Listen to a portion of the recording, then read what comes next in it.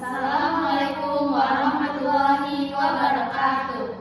Perkenalkan, kami dari kelompok 1 yang beranggotakan saya Winda Trimakarna dengan NIM 22129380. Saya Tanisha Farensi dengan NIM 22129233. Saya Safia Wulandari dengan NIM 22129423. Saya Yesa Dwi Kurnia dengan NIM 22129101. Kami dari kelompok 1 akan menampilkan keterampilan berbicara mendongeng. Selamat menyaksikan. Dadah.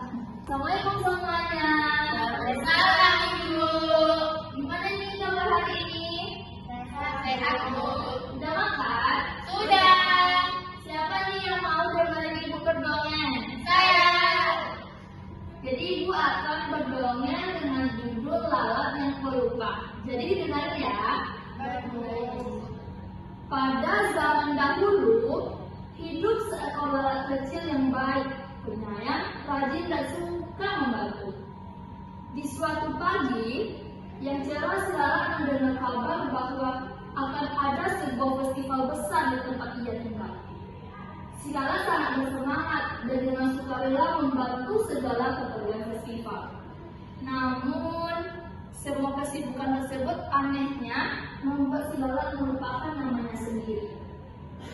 Karena bingung, bukan kepala si lalat pun memutuskan untuk bertanya pada ibu semut. Maaf sebelumnya, apa kau tahu namaku? Tanya si lalat. Tetapi tentu saja ibu si semut tidak tahu. Ibu semut menyuruh si lalat agar mencoba bertanya kepada belalang di sebelahnya. Si lalat langsung terbang menghampiri paman belalang. Ia menanyakan pertanyaan yang sama pada paman belalang. Tetapi hal itu juga tidak membuahkan hasil. Paman belalang hanya menggeleng-gelengkan kepala tanda tidak tahu. Paman belalang menyuruh si lalat bertanya kepada bibi kupu-kupu. Tapi bibi kupu-kupu pun tidak tahu. Melihat si lalat yang putus asa, bibi kupu-kupu menyarankan lalat untuk bertanya kepada seorang bayi manusia. Karena mungkin bayi itu tahu nama si lalat. Halo, bayi kecil yang manis. Meskipun kita tidak pernah bertemu sebelumnya, apakah mungkin kau tahu namaku? Si lalat merasa percuma bertanya pada bayi manusia, karena tak mungkin dia tahu bahwa dirinya adalah lalat. Tetapi kemudian lalat, ucap si bayi. Mendengarnya si lalat pun langsung membelalakkan mata. Ah, iya benar sekali. Aku kan lalat. Terima kasih bayi yang kecil dan lucu. Kau telah membantuku mengingat namaku sendiri. Nah, jadi itulah cerita dongeng tentang si lalat yang pelupa. Apakah anak-anak ada yang mau seperti ibu tadi ke depan untuk membacakan dongeng? Saya boleh kepada yang saya dipersilakan. Tepuk tangan dulu dong kepada kita.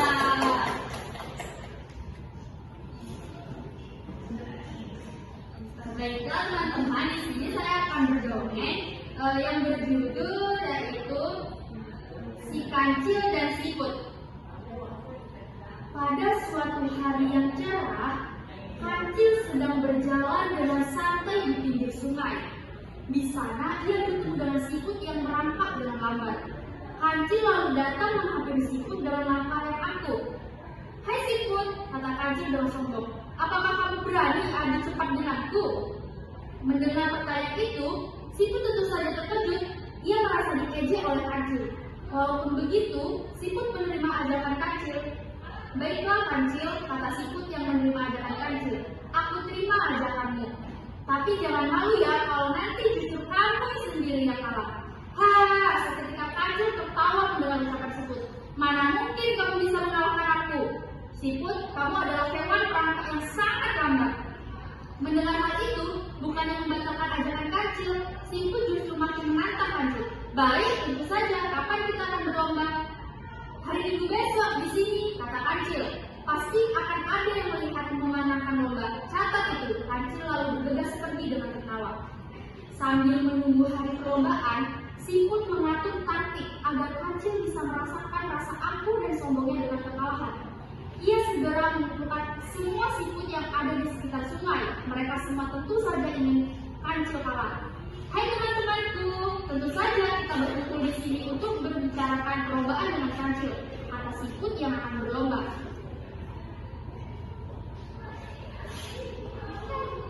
Tapi bagaimana caranya? Kita memang sudah pasti kalah karena kita merangkak dengan lambat pada siput yang lain. Kita harus berbagi tugas. Kalian harus terpecah di setiap kelompok. Sampai dari finish. Nanti kalau dipanggil kancil, kalian harus jawab. Giliran cerdas, kita akan menang. Akhirnya, datang hari perlombaan. Semua siput sudah siap di posisinya masing-masing. Penonton bersorak-sorai. Ada yang bentuk kancil, ada juga yang bentuk siput. Hingga bendera diangkat, tanda lomba dimulai. Begitu lomba dimulai, kancil berlari dengan sangat kencang. Semua tenaga ia kerahkan agar bisa memenangkan perlombaan itu.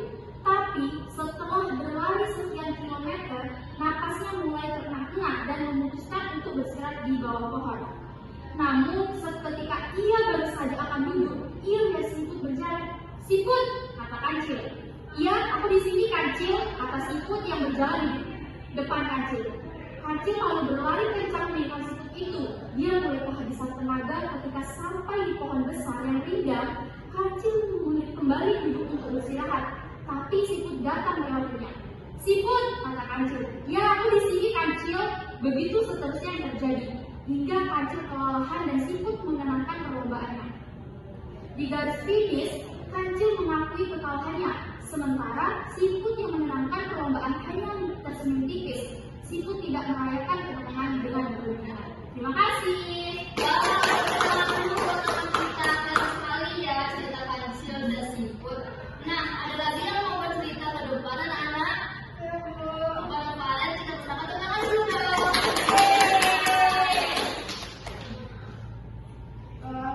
Baik teman-teman, saya akan menceritakan tentang dongeng anak gembala dan serigala.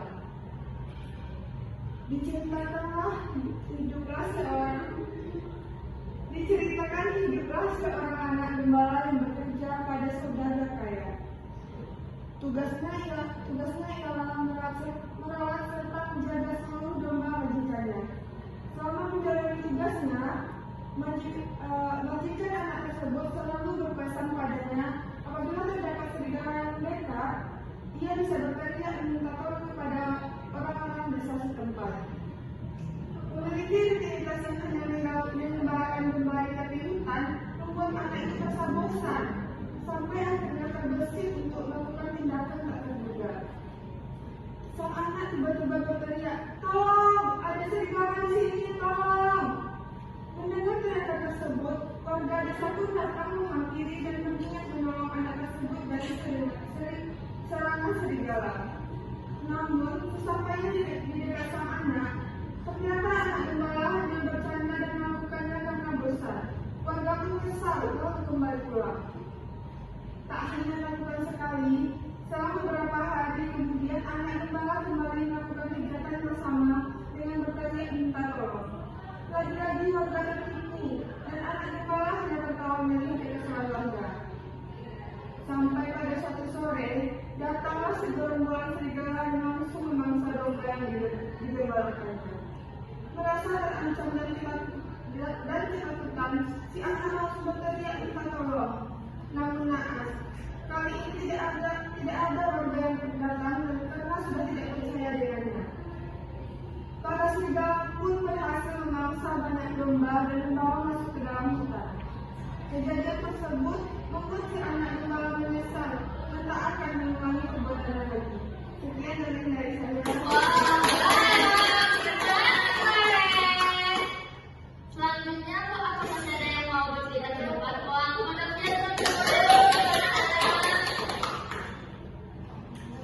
Baik, saya akan menceritakan dongeng mengenai belalang dan semut. Cerita ini diawali dengan belalang yang sedang di atas pohon. Ia bermain dengan bermain sambil bersantai. Ia melihat sekumpulan semut dari kejauhan.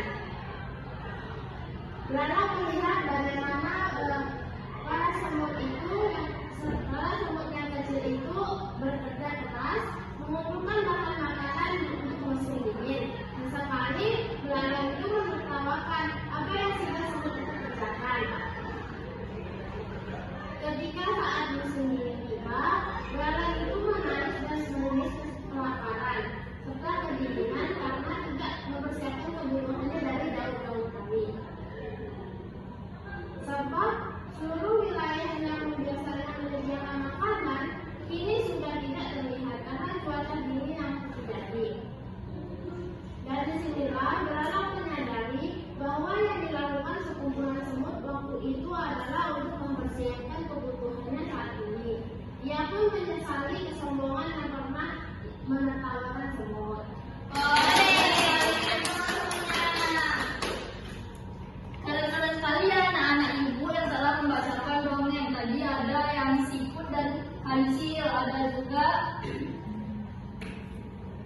serigala dan juga semut ya.